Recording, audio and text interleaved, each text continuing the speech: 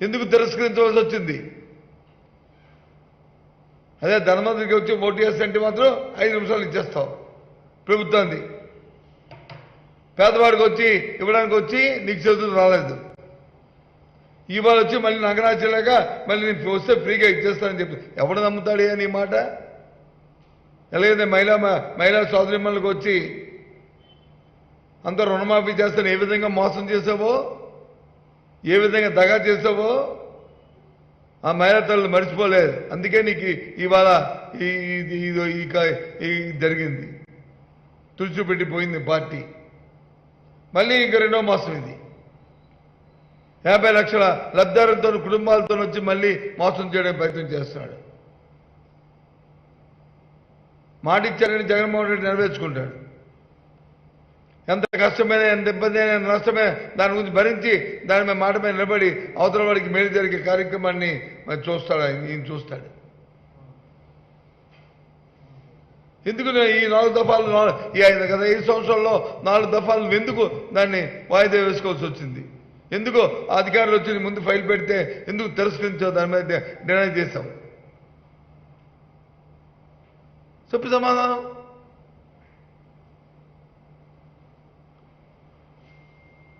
లేదే.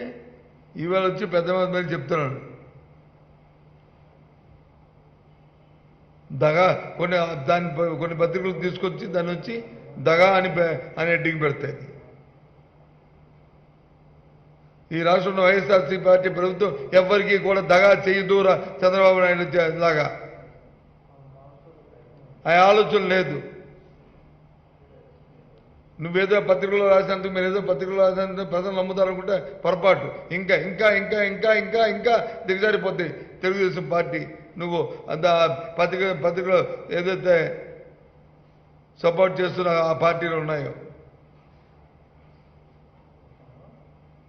సామాన్యుని మోసం చేసిన వాడు, సామాన్యునికి వచ్చి దగా చేసినవాడు ఎవరు మనుగడికి సాగించలేడు. మోసగారులుగా పోతారు.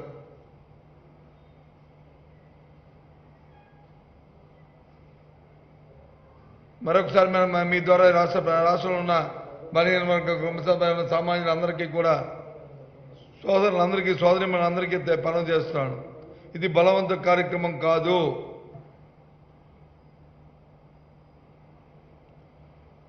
మీకు శాశ్వతమైన గృహ హక్కుని కల్పిస్తున్న పథకం. గ్రామీణ ప్రాంతాలైతే 10,000 రూపాయలు, పట్టణ ప్రాంతాలైతే 15,000 రూపాయలు, కార్పొరేషన్ 20,000 రూపాయలు. కానీ మీ ఇంటికి కట్టవలసిన వడ్డీతో అసలుతో ఎంత ఉన్నప్పటికీ కూడా బ్యాంకు రుణం ఎంత ఉన్నప్పటికీ కూడా ప్రభుత్వమే దాన్ని మీకు దాన్ని రిజిస్ట్రేషన్ రుసుములు లేకుండా సెక్రటేరియట్లోనే, వార్డు కార్యాలయంలోనే, అలాగే గ్రామ కార్యాలయంలోనే వాటికి ప్రభుత్వ పరంగా మరి జీవోను కూడా ఇష్యూ చేశాం. అధికారపూర్వకంగా మీ పేరుని దాన్ని ట్రాన్స్ఫర్ రిజిస్ట్రేషన్ చేయడం జరుగుతుంది. ఇది మీకోసం. మీకు సమాజంలో ఒక స్వాస్థ్య గృహం మీకున్నదనే తలెత్తుకొని తిరిగేటట్లు చేయడానికి ఈ సంపూర్ణ గృహ హక్కు పథకాన్ని మా ముఖ్యమంత్రి గారు, మా ప్రభుత్వం మరి పెట్టిందనే విషయాన్ని ఈ సందర్భంగా సామాన్య ప్రజానికి తెలియజేస్తున్నాను.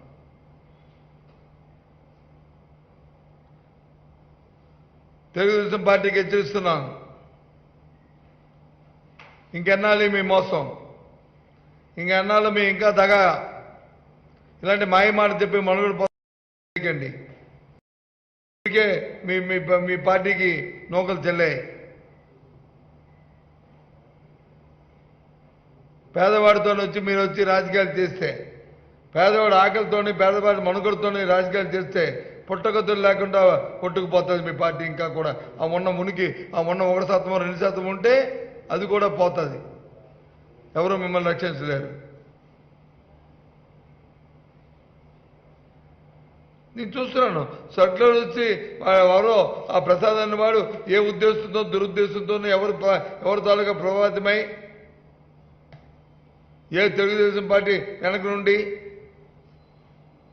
దీనికి తూట్లు పడాలనే ఆలోచనతో మరి చేసిందో దానికి వెంటనే మీరు వచ్చి దాన్ని రియాక్ట్ అవ్వడం, రెస్పాండ్ అవ్వడం, ఇదంతా ఒక నాటకంలాగా చేసి నల్లగా దీన్ని అది సృష్టించడం అనేది ఇది చాలా నేరం. తగిన శాస్తి దీనికి తప్పదు. దయచేసి మరొకసారి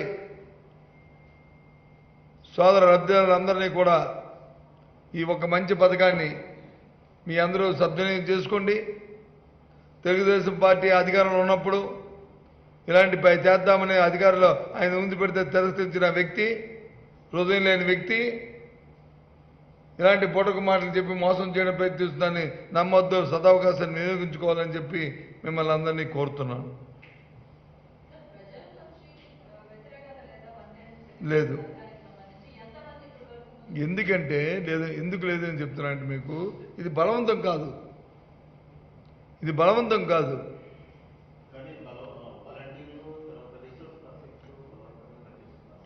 కాదు, ఎవరైనా బలవంతం చేసి ఈ రకమైన చేస్తే మాత్రం వారి మీద చర్య తీసుకోవడం జరుగుతుంది. ఇది ప్రభుత్వం ఇచ్చిన ప్రకటన. నేను మాట్లాడుతున్నది ప్రభుత్వంలో ఒక మంత్రిగా, ఒక బాధ్యతగా ఈ శాఖను పర్యవేక్షిస్తున్న మంత్రిగా నేను చెప్తున్నాను.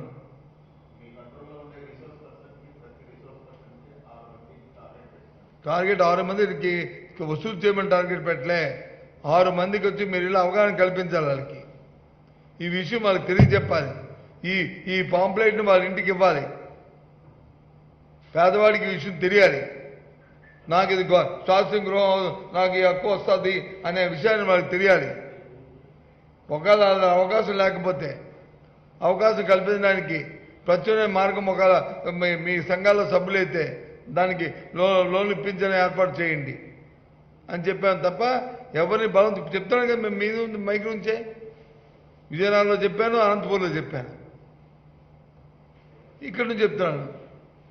ఇది ప్రభుత్వం తీసుకున్న నిర్ణయం. జగన్మోహన్ రెడ్డి గారు పేదవాడికి సంపూర్ణ గృహం రావాలనే ఒక ఆలోచనతో ఒక మంచి సౌహృదంతో చేస్తున్న కార్యక్రమం తప్ప ఎవరి మీద బలవంతంగా దీన్ని రుద్దడానికి చేస్తున్న కార్యక్రమం కాదు కాదు కాదు.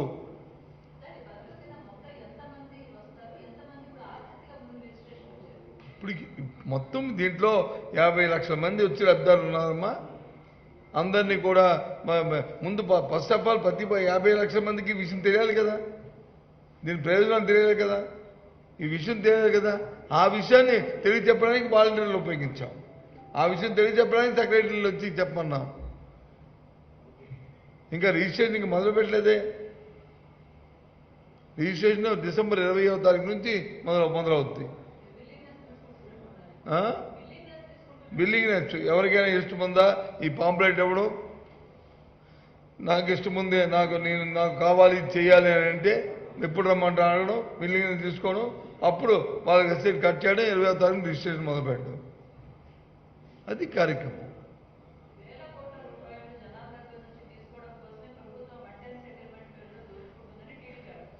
వేల కోట్ల రూపాయలు దేనికోసం మనకు అర్థమవుతుంది.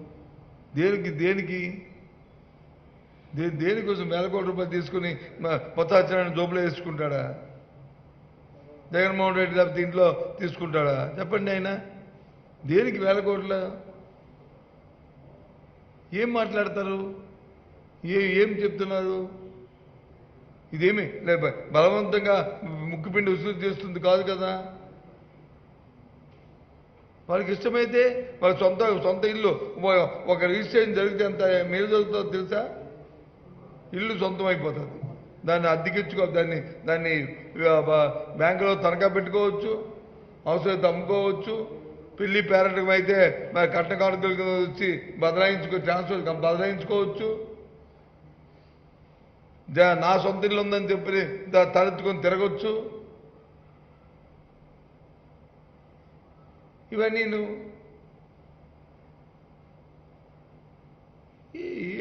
ఏం మాట్లాడతారు? ఇంతకుముందు వచ్చి ప్రభుత్వాలు ఏం చేసి ఓన్లీ ఇంట్రెస్ట్ సబ్సిడీ మాత్రమే వన్ టైం సెటిల్మెంట్ చేసేవి. ఇంట్రెస్ట్ని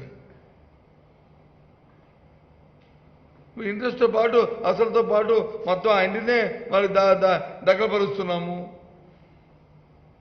ఆ ఆలోచన రావడం ఒక అద్భుతమైన ఆలోచన. ఇది ఒక అద్భుతమైన ఆలోచన. ఇది ముఖ్యమంత్రి గారికి ఆ పాదయాత్రలో ఆ లబ్ధారులు చెప్పినప్పుడు ఆయనకు వచ్చిన అద్భుతమైన ఆలోచన.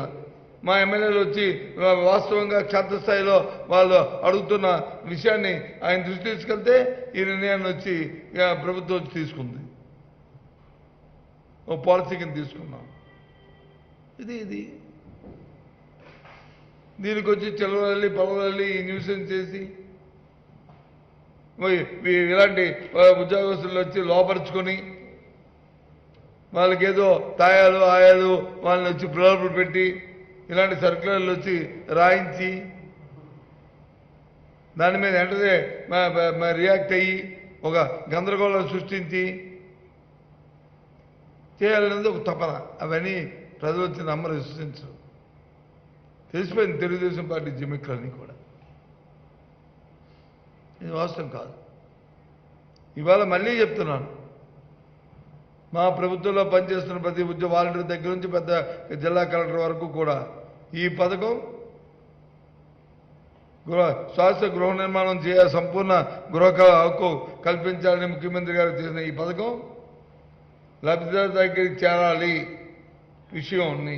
దానివల్ల ఏవి లాభాలు జరుగుతాయో లాభాల విషయాన్ని తెలియచెప్పాలి. తద్వారా లబ్ధిదారుడు వచ్చి మా ఆలోచన చేసుకుని నేను ఈ పథకంలోకి వస్తానంటే తప్ప బలవంతపు కార్యక్రమం లేదు లేదు లేదని చెప్తున్నాం. దయచేసి సైమల్టేనియస్గా దయచేసి లబ్ధిదారులందరూ ఈ ఒక అద్భుతమైన అవకాశాన్ని వినియోగించుకోవాలని మళ్ళీ నేను అప్పీల్ చేస్తున్నాను. మరీ అప్పీల్ చేస్తున్నాను. ఎందుకంటే దీని మేలు తెలుసు. ఎంతోమంది లబ్ధిదారులు దగ్గరికి వచ్చి ఈ విషయాన్ని అడిగారు కూడా. మాకు రిజిస్ట్రేషన్ చేయించండి అంటే రిజిస్ట్రేషన్ చేయట్లేదు ఏంటంటే ఎలా చేస్తారు బాబు, ఇది డిఫామ్ పట్ట కదా 21 ఏలో ఉంటుంది కదా, చేయడానికి వీల్లేదు కదా అని మేమే చెప్పాము చాలామందికి. కాదు ఈరోజు ఆ అవకాశం వచ్చింది. సద్వినియోగం చేసుకోమని కోరుతున్నాను. ఇలాంటి చిల్లర రాజకీయాలు చిల్లర జిమిక్కుల్ని తెలుగుదేశం పార్టీ కట్టుబెట్టండి. ఇప్పటికే మట్టి కొట్టిపోయారు, ఇంకా మట్టి కొట్టిపోతారు. దయచేసి ఇలాంటి కార్యక్రమాలు చేయొద్దని చెప్తున్నాను. ఏదమ్మా ఎవరు ఆత్మగౌరవ సభ్యులు వాళ్ళకే వాళ్ళ గౌరవం వాళ్ళ ఆత్మగౌరవాలు ఏమీ వాళ్ళ గౌరవం ఏమి వచ్చాయా? ఏం వాళ్ళు తిట్టుకుంటారా? దేనికి వాళ్ళకి ఆత్మగౌరవ సభ్యులు? ఏమో ఆ పార్టీలో ఏమైనా గందరగోళం వచ్చిందేటో వాళ్ళకి గౌరవాలు తగ్గేయటో అందుకు చేసుకుంటున్నారేటో. దేనికోసం ఆత్మగౌరవ సభ? ఎవరి కోసం? దేనికోసం? ఏ సెక్షన్కి గౌరవం తగ్గింది? ప్రభుత్వం ఒకవేళ ప్రభుత్వం గురించి చేస్తే ఏ అంశం ఏంటి? ఏ గౌరవం తగ్గింది? ఏ వ్యక్తికి తగ్గింది? ఎవరో తగ్గింది? ఏ సెక్షన్ తగ్గింది? ఎవరు ఇబ్బంది పడ్డారు చెప్తే అప్పుడు మేము చెప్తాం. నేనైతే అనుకుంటున్నాను ఆ పార్టీలో లోకలోకలు ఆ పార్టీ ఉన్న ఆ పచ్చుగా 10 మందిలో ఏమైనా ఒకరికి వచ్చేవిటో వాళ్ళ గౌరవం తగ్గిందేటో దానికోసం చేసుకుంటున్నారో అనుకుంటున్నాను నేనైతే. చెప్తే ఎవరు తగ్గిందో చెప్తాను గౌరవం. ఈ ప్రభుత్వంలో అయితే అందరికీ సముచిత స్థానం ఉంది. ముఖ్యంగా బలహీన వర్గాలు, ఎస్సీలు, ఎస్టీలు, మైనారిటీలు, బలహీన వర్గాలు, బీసీలు ఎవరైతే ఉన్నారో వారికి తలెత్తుకొని నా ప్రభుత్వం అని చెప్పి మౌనం చేసుకున్న పరిస్థితుల్లో ముఖ్యమంత్రి గారి పరిపాలన జరుగుతుంది. వైసీపీ పార్టీ ప్రభుత్వ పరిపాలన కనివెరిగిన రీతిలో వాళ్ళకి సముచిత స్థానాలని మరి ఇవ్వడం జరిగింది. రాజ్యాధికారంలో భాగస్వాములు చేసింది ఈ ప్రభుత్వం. అనాథ నుంచి కోరుకుంటున్న ఈ బలహీన వర్గాలు అందరూ కోరుకుంటున్న రాజ్యాధికారం అనే ఏ అధికారం ఉందో దాంట్లో భాగస్వాములు చేసింది, సముచితమైన స్థానాన్ని ఇచ్చింది. ఇంకేవో ఏ వర్గానికి ఇప్పుడు లేదు. రైతులకైతే ఆ రోజు రాజశేఖర్ గారు పెట్టాడు రైతు ఎప్పుడు కూడా చేయి పట్టేవాడుగా ఉండకూడదు, చేయి పెట్టేవాడుగా ఉండాలని చెప్పి ఆ నినాదంతో ఇవాళ జగన్మోహన్ రెడ్డి గారు వాళ్ళకి చిన్న ఇబ్బంది వచ్చినా మరి ప్రభుత్వం వెంటనే రియాక్ట్ అవుతుంది. రైతు సంక్షేమ ధ్యేయంగా ఈ ప్రభుత్వం పనిచేస్తుంది. ఇక మహిళా సాధికారతకైతే ఏదైతే మాట ఇచ్చామో వాళ్ళ అప్పులన్నింటినీ కూడా బ్యాంకుల్లో అప్పులన్నింటి రుణాలు తీర్చడానికి ఇప్పటికే చేసి 2 విడతలుగా సగభాగం అప్పులు ఇప్పటికే వాళ్ళు కట్టవలసిన డబ్బుని తీర్చాము. ఇంకా 2 భాగాలు కూడా ఇంక తీరబోతున్నాం. ఇంకా వృద్ధులు వికలాంగులకైతే 1వ తారీఖు నాడే పెన్షన్ ఇచ్చి వాళ్ళకి గౌరవంగా ఆ గ్రామాల్లో ఆ ఇంటిలో వాళ్ళ కుటుంబ సభ్యులను గౌరవంగా చూసుకునే ఏర్పాటుని మరి ఈ ప్రభుత్వం చేస్తుంది.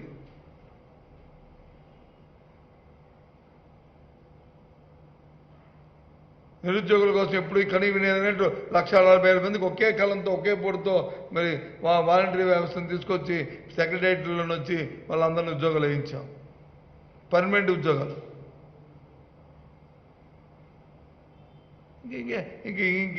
ఇంక ఏ సెక్షన్ ఇక్కడ అసంతృప్తి ఉంది? దేనికోసం?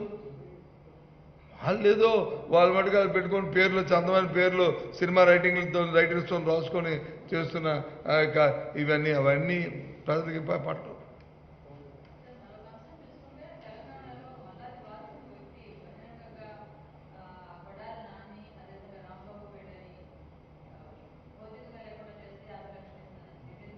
చట్టం చూసుకుంటుంది. అలాంటివన్నీ కూడా చట్ట వ్యతిరేకంగా ఎవరు మాట్లాడినా, ఎవరు శాంతి భద్రతకు ఆటంకం కలిగిద్దాం అనుకున్నా చట్టం దాన్ని మధ్య తీసుకెళ్తుంది. అది ఎవరు హర్షించరు.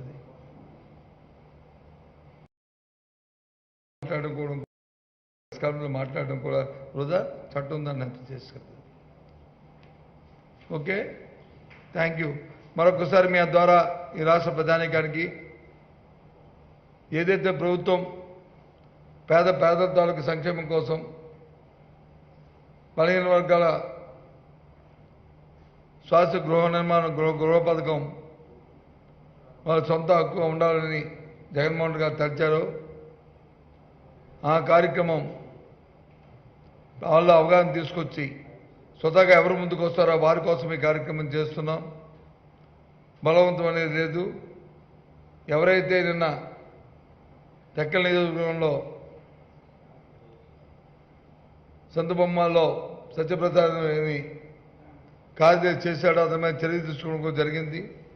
దాని వెనకాల ఎవరున్నారో, ఏ తెలుగుదేశం నాయకులు ఉన్నారా, ఎవరున్నారా, లేదో స్థానిక శాసనసభ్యుడితో ప్రమేయంతో చేశాడా, లేదు ఎవరి వల్ల ఇది ప్రభావితమయ్యాడు, అవన్నీ కూడా ఎంక్వైరీ చేసి ప్రజల ముందు పెడతాం. ప్రభుత్వం చేస్తున్న అవకాశాన్ని పేదరికం చేస్తుందని సద్వినియోగం చేసుకోండి. సైమల్టేనియస్ తెలుగుదేశం పార్టీకి కూడా హెచ్చరిస్తున్నాం. అది మంచి చేయడానికి మంచి ఆలోచనలతో ఆలోచించడం తప్ప ఇలాంటి పేదవాడికి సంక్షేమానికి తోడ్పడిచే కార్యక్రమాన్ని ఇలాంటి కార్యక్రమాలు తీసుకోవద్దు. ఇప్పటికే నష్టపోయింది, మీ పార్టీ ఇంకా తుడిచిపెట్టిపోద్దని. Subscribe to our channel by clicking the subscribe button. Click the bell button and enjoy the latest uploads from our channel.